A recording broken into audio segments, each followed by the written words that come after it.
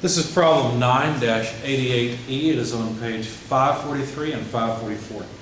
A simple ideal Brayton cycle with air as the working fluid has a pressure ratio of 10. The air enters the compressor at 520 Rankine and the turbine at 2000 Rankine. Forget that, it was on the previous page. Yeah, 10, not 20.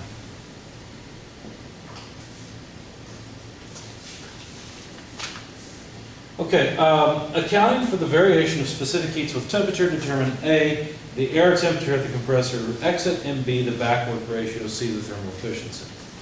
Okay, so we've got several challenges here to find. I want to make sure my numbers match. Let's see. Yes, okay. So we want to find A, the temperature at state 2, B, the backwork ratio, which by the way is the work consumed by the compressor divided by the work produced by the turbine, and then C, the thermal efficiency. Okay. We also know that T1 is 520 Rankine, because state 1 is the state that comes into the compressor, and T3 is 2000 Rankine. That's the state after combustion that enters the turbine. Okay, so let's draw a TS diagram. What you'll notice pretty quickly is the TS diagram is the more critical diagram. In fact, I won't even put the PV diagram up here on the board. Not that it's uninteresting. We simply don't really need it for this problem. Let's see, 4, there we go. And you might notice also they did not give us the pressures, they gave us the pressure ratios. So the pressure ratio, what are they talking about? Well, this process from 2 to 3 and the process from 4 to 1, those are both constant pressure processes. Okay, so this is the 2 to 3 is the heat addition, the QN process.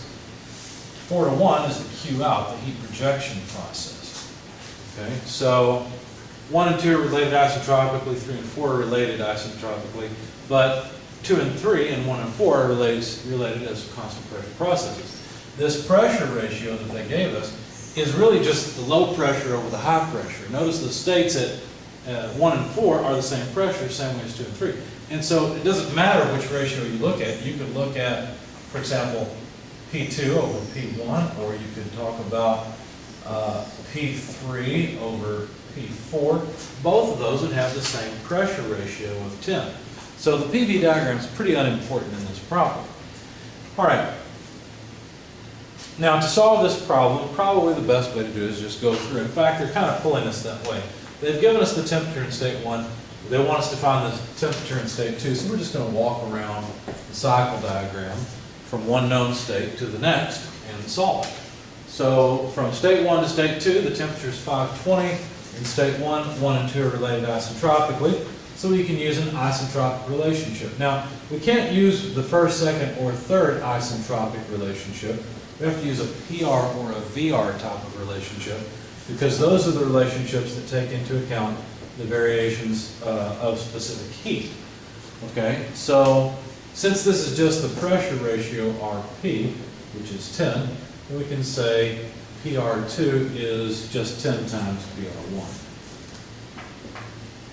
And what is PR1 and PR2? These are just functions of temperature. That's all they are. They're functions of temperature for the gas. They're a useful function for us. How's that? Okay, so they depend on temperature. It's just that they are the equations that make this calculation easy. Okay, they're integral equations or something we don't really remember. It doesn't matter. The point is the work's been done for us and we don't have to do it. Okay? So they're nothing physical. They're just something that we use to make our life easy. So if you look up PR1, let's see, we use T1 to do that. PR1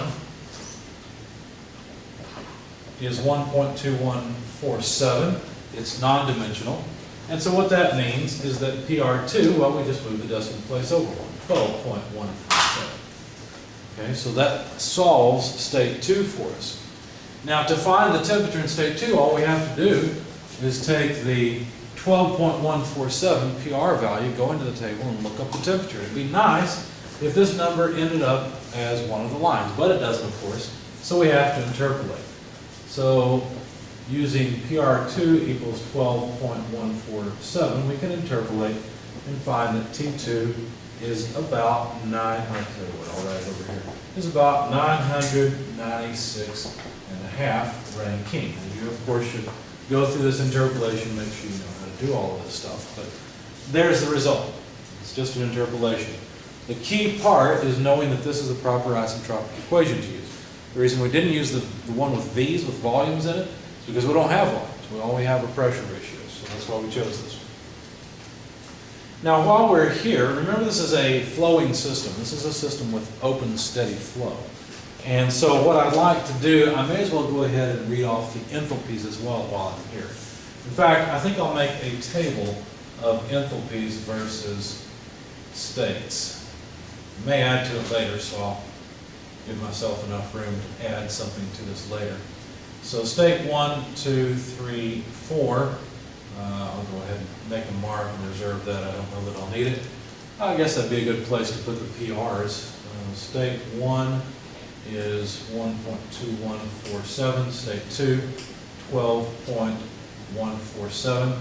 And if we look up the enthalpy, of course, in state 2, just like the temperature, we'll have to interpolate to get the enthalpy.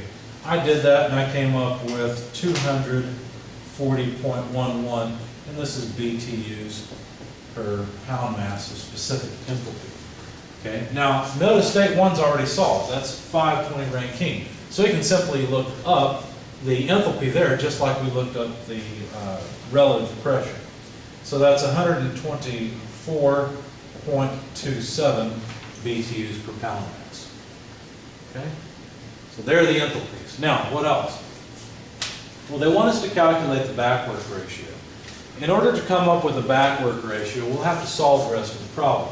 State 3 is not too bad. State 3 is already solved, right? You can look up 2000 Rankine in table A17E and read off the enthalpy. It's 504.71. In fact, you could read off PR3 as well. PR3 is 174. I guess we need to label this. This is our PR column. Okay. How does that help us? Well, state 4 is isentropically related to state 3, so I can use another PR type equation to go from state 3 to state 4.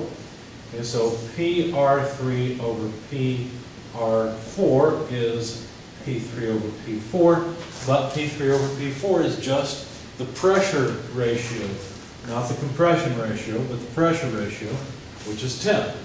And so if I want to calculate PR4, then what I need to do is divide PR3 by 10. Okay, so if I divide PR3 by 10, I'll get 17.4.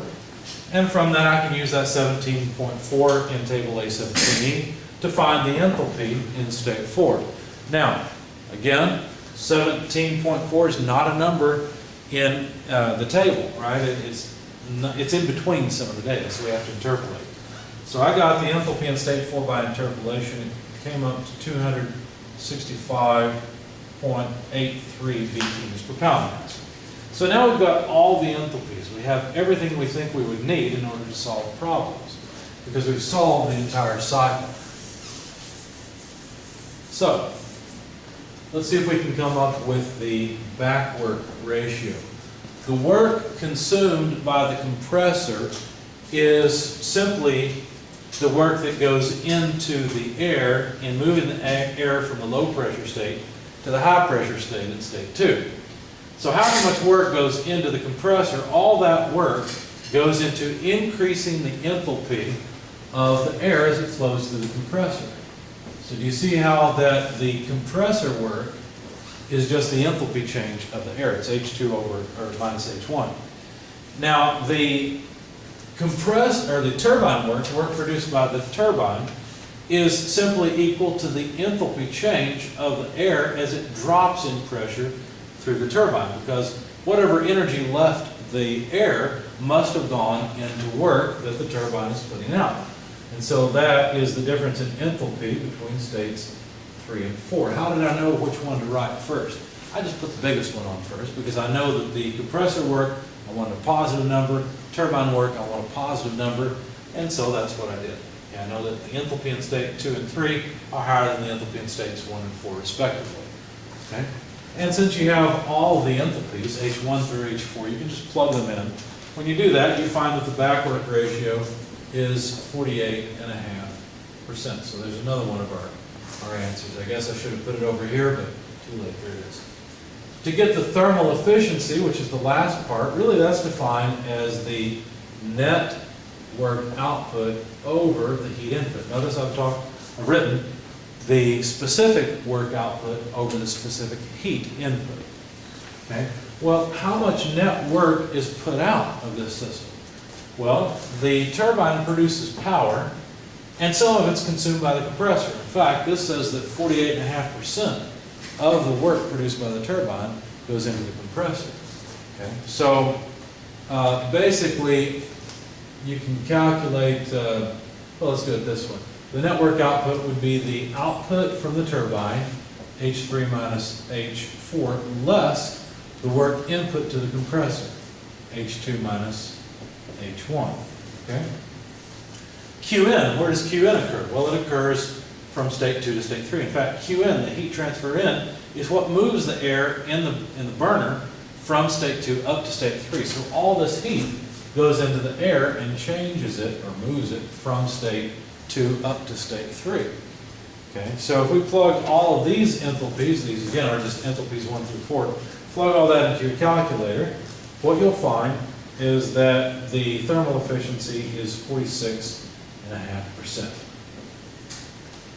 Okay, so there's our thermal efficiency, the back work ratio, and the temperature in state 2 as requested.